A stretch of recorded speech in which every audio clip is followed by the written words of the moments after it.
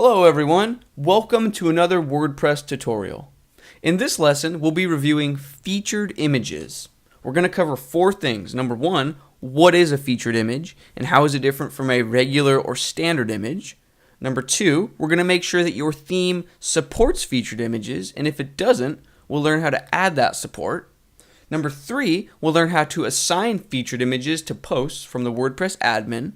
And number four, my favorite part, we're going to roll up our sleeves, get our hands dirty with a little bit of code, and learn how to have fine-grained control over the different sizes of images that WordPress creates automatically. So we'll learn how to provide a little bit of instructions for WordPress, and then behind the scenes, when we upload a single image, WordPress will automatically create as many different versions of that image as we want, using the exact aspect ratio and cropping strategies that we specify. I think that's going to be a lot of fun. So let's get started. Number one, what is a featured image? A featured image is a single image that we choose to represent a post or a page, whereas a regular image is something that we add in the text area of the post. So for example, if I go to the dashboard and click on posts, I'll choose this first one. A regular or standard, a not featured image would be something that we add in with the text, almost like a word processing program. We would click add media, and then we could choose, do we want to add the image after the first paragraph of text or after the third paragraph of text? A featured image is different. So in the bottom right hand corner of the edit post screen, you'll see a module named featured image. Now if you don't see this in your version of WordPress, that's okay. We'll learn how to add it in just a moment. But for now, just know that this is where you assign a featured image to a post or page. Now, a featured image is a hands-off approach when it comes to where you think the image should be located. You don't get to choose if it should be after the first paragraph or the third paragraph.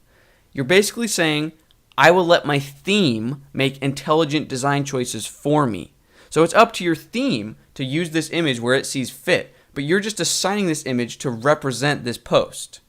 Perhaps when you're viewing the blog listing page, your theme will output the image as a thumbnail. But maybe when you go to the blog detail view, it'll output the image as a wide banner. Who knows? Every theme is different. The key concept is that the featured image is a separate field from the main text of your post or page. And what this does is it allows your theme to do very neat dynamic things. So let's move on to number two.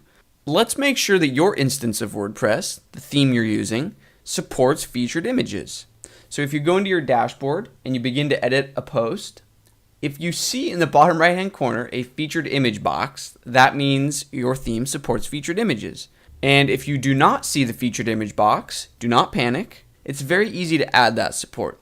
So behind the scenes really quick, I'm going to rip out all of the code from my theme that supports featured images and that outputs the different images in different places. And then when I come back, once that code is removed, we will rewrite all of that code together to learn how to add featured image support to your theme. Welcome back. So I've removed the code that both supports and outputs the featured images. You can see that the featured image module is no longer present. So now we are going to add that back in together. So we'll start by heading over to the code and opening the functions.php file in our theme folder. We will scroll to the bottom and write a bit of new code. So I'll start with a comment. Add featured image support.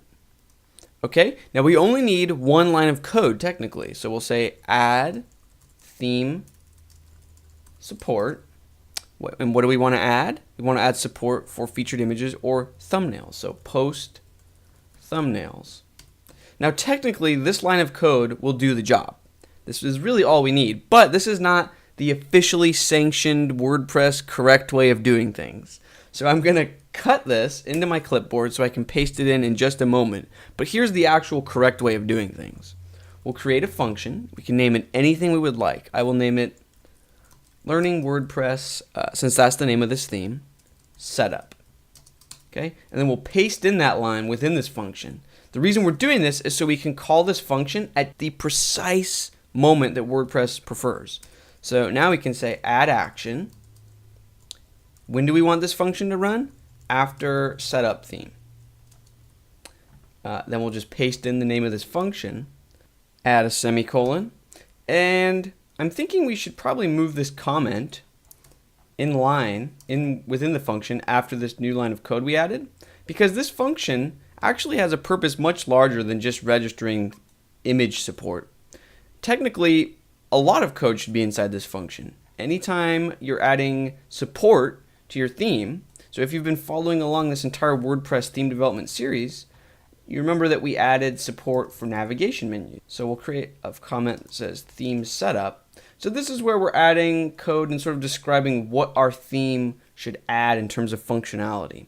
But now that we've registered this and we've added this action, let's go ahead and refresh in the admin panel, and we can see that the featured image module is now present. So this means everyone watching this video is now on the same page. We all have a theme which supports featured images. So now let's get to the fun part, actually adding the image. So go ahead and click Set Featured Image. I usually click on the Upload Files tab and then just click to select files. Now I've navigated to a folder named Photo Files, and I have 3 files on my hard drive to choose from. I'll choose this photo of a bird. You can feel free to choose any photo on your hard drive. And once it's finished uploading, just click the Set Featured Image towards the bottom right-hand side of the screen, and you can see there is the image. Scroll up, click Update to save the post, and we're off to the races. Now, if you're using a pre-existing theme that was either free or that you purchased, most likely the featured image will display somewhere on your website as a thumbnail or when you click to view the actual post. But if you're following along and watching this WordPress theme development series, you're probably interested in learning how to add that featured image into your own theme with your own code. So now we're going to move on to step 4, which is learning how to output the image into your theme and also learning how to register different aspect ratio sizes. So maybe you want the image to be a square, maybe you want it to be cropped to be a tall rectangle or a wide rectangle. We can do all of that. So let's dive in. Let's start simple. The first goal that we'll give ourselves is to simply output the image irregardless of aspect ratio or size. Just output the image above the text for each post. So we'll head over in the code to index.php of our theme folder, and let's output the image directly above the text. So that would be about here. Drop into PHP, and then the code is the post thumbnail.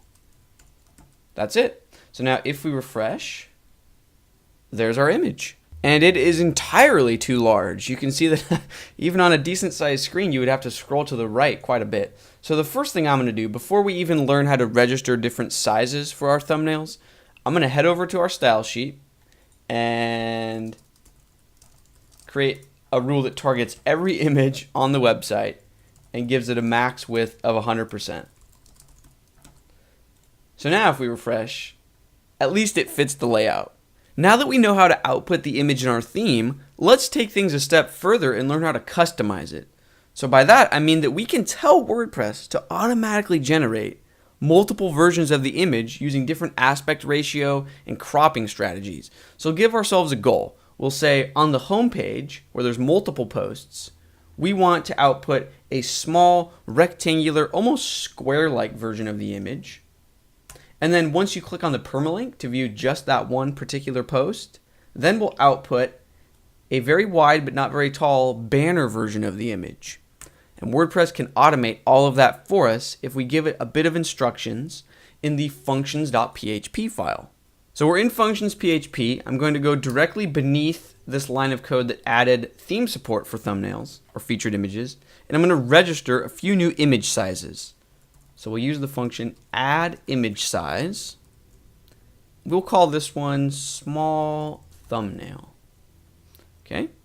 Now here are the parameters it accepts. The first number is the width in pixels. So I'll say 180 pixels wide. The next value is how tall the image should be. So I'll say 120 pixels tall. Oops. And the third value is whether you should use hard cropping or soft cropping. So I'm going to say true, and what this will do is it will crop the image to 100% fit this aspect ratio. Even if WordPress might need to crop the image in a way that looks awkward and crops out an important part of the image, it will do everything in its power to keep this aspect ratio. Now sometimes that's a good idea, sometimes it's a bad idea. I'll leave it to you to decide what makes sense for your layout, but most of the time I prefer the hard crop.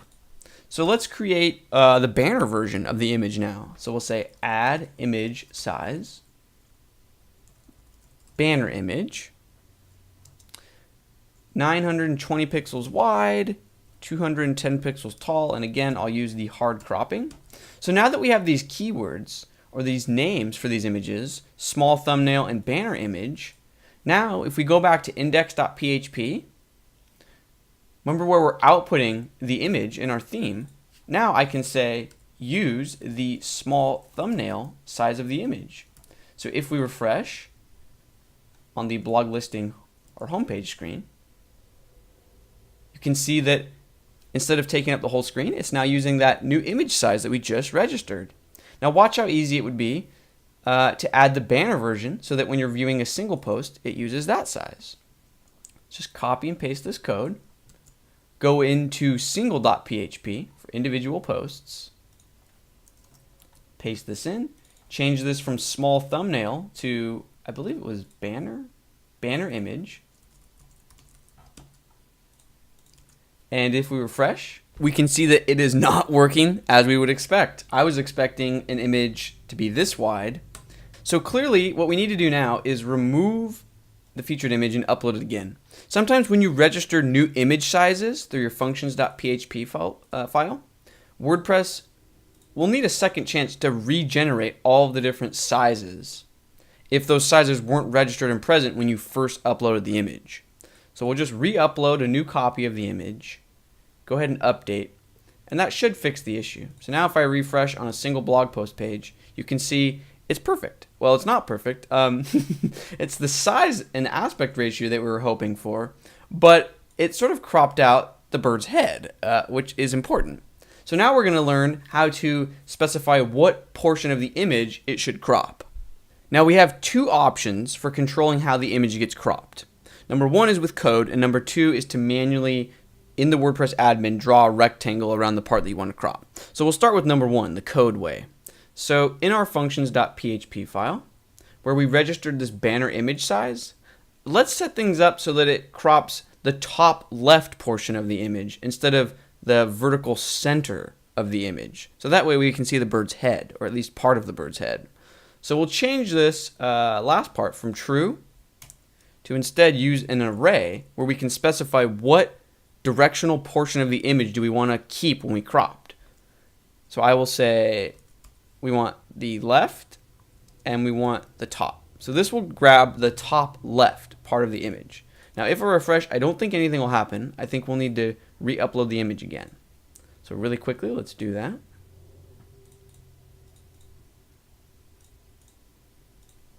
Now, while you're watching this, I will say that there are plugins or even snippets of code that you can add in your theme that will automatically generate thumbnails every time you add new sizes, but I don't think it's the best for performance on most servers, so it's not something that you want to leave in place all the time. But you can see that our cropping code worked, so now we're getting the top of the bird's head. Now, even though our top left is sort of getting the job done, you might want even more control. Now if that's the case, instead of doing it with code, you can crop the image yourself by clicking on it in the post screen, clicking edit image over on the right side, and then you can actually click and drag and create your own cropped rectangle, and then simply clicking save, set featured image, update the post, and now you have the exact portion of the image that you specified. So let's review what we have. We now have on the home page a small rectangular thumbnail version of the image. And if you go to the detail page, you get this large banner version. Now, the final portion of this video is going to center around CSS. We're going to learn how to take this thumbnail small version and float it so that it sits to the left of the post and even the title text. Okay, so let's adjust our HTML and CSS so that the image sits where we want it to sit, to the side. So the first step is to head over to index.php. Here's our thumbnail. We want it to actually be above in terms of the order of the HTML to sit above the title. So we'll output it here, but we actually want it to be in some sort of containing element. So we'll create a div named post thumbnail, and then let's paste the image into that element. Okay? Now in terms of CSS, there's a lot of different ways that we could position the element to sit to the side of the text. There's no right or wrong way, but I'll show you the way that I'm going to do it. It's involving position absolute. So we'll give the wrapper of the entire post a class of has thumbnail. And then in our CSS, we'll create a few new rules. So has thumbnail, that container element should be positioned relative, and it should have a good amount of padding on the left. And then we can simply take our, I believe it was post thumbnail. Yes. Post thumbnail, the element that contains the image, set it to position absolute to sit to the left. So then if we refresh, we can see that the positioning is exactly how we would prefer. Now you may be thinking that works well if a post has an image, but what about these posts that don't have a featured image? Obviously they shouldn't be pushed from the left 200 pixels. So that's where we use conditional code. So remember we added this class of has thumbnail. Well, we only want to add that class if the post actually has a thumbnail. So I'll show you what I'm going to do. I'll temporarily remove that, and we'll drop into PHP so we can add a bit of logic. So we'll say if the current post that's being looped through, if it has a featured image or a thumbnail, then do something. And what do we want to do? We just want to output that class has a thumbnail. So now if we refresh, we can see that the first post has a thumbnail, so it gets the class that adds the space. And if a post doesn't have the image, then we just don't add that class, and so they remain aligned in a way that makes sense. Finally, let's wrap a link around the image so that you can click on the image or tap on the image to follow the permalink to the full post. So here is the image, so we'll wrap it in a hyperlink. Okay, and obviously we don't want this actual pound sign. The permalink. Okay, so now if we refresh and I click on the image, it takes us to the full view for that particular post. And then you can see here's the banner image, obviously. So this concludes all of the code that we'll be writing in this video. We're now complete, but let's run through the process again with a new post and a new image just to show the full circle of functionality. So let's say we want to add an image to this opinion piece post. In our dashboard, we click Posts, we find the opinion piece, set featured image. I'll upload a new image of a cat. Okay, so it's uploading and processing. WordPress is automatically creating the different image sizes and the aspect ratios behind the scenes. If we click Update and we refresh our home page, you can see that here's the opinion piece. And if we click it, there's a banner, and obviously we would want the cat's face to show. So then if you need to, you can go in and make manual adjustments. So I will click to edit this image. I'll crop it a little bit closer so that we can always see the cat's face. Okay. Now, with a lot of images, you won't need to crop them because you won't be choosing such exaggerated aspect ratios. I chose a very exaggerated full width but not very tall edge case just to show you some of the different cropping strategies. But there you can see it. WordPress is automatically creating different sizes for us, and it works quite nicely. So thank you very much for watching this lesson. I hope you feel like you learned something, and stay tuned for more WordPress and web development tutorials. Thanks. Bye.